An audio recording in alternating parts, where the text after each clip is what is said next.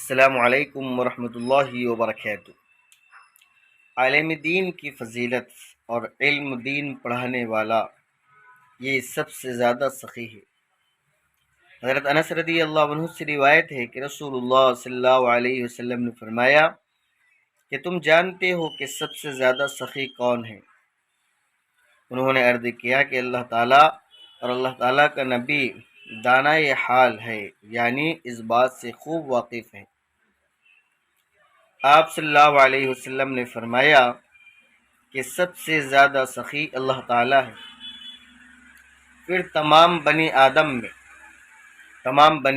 میں آدم علیہ السلام کے اولاد میں سب سے زیادہ سخی میں ہوں، اور پھر سب سے زیادہ سخی وہ شخص ہے جس نے علم دین سیکھا اور پھیلایا۔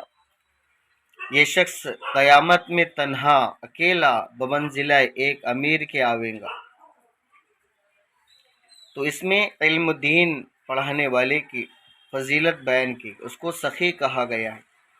اس حدیث میں اللہ تعالیٰ اور رسول صلی اللہ علیہ وسلم کے بعد سب سے زیادہ صاحب جود سخی اس عالم کو فرمایا ہے جو علم کو شائع کرے، علم کی اشاعت کرے، علم کو پھیلائے، جس طریق سے بھی ہو، جس راستے سے بھی ہو، خواہ تدریس سے یا وعظ و نصیحت سے و تلقین سے، خواہ تصنیف سے ہو یا کتابیں لکھ کر ہو۔ اور عالم دین کی فضیلت، اللہ کے نبی صلی اللہ علیہ وسلم فرماتے ہیں عالم کی فضیلت عابد پر ایسی ہے کہ جیسے تم میں سے ادنا شخص پر میری فضیلت ہے۔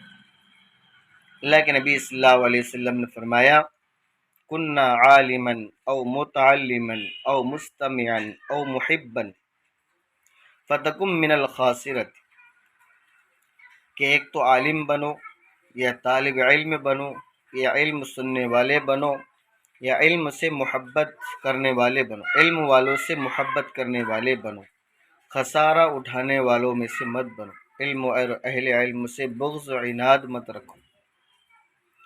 یہ عالم دین کی فضیلت ہے، اور علم دین یہ پڑھانے والے کی فضیلت ہے۔ اللہ کے نبی صلی اللہ علیہ وسلم نے فرمایا خیرکم من تعلم القرآن وعلمہ، کہ تم میں سب سے بہتر شخص وہ ہے جو قرآن سیکھے اور دوسروں کو سکھائے۔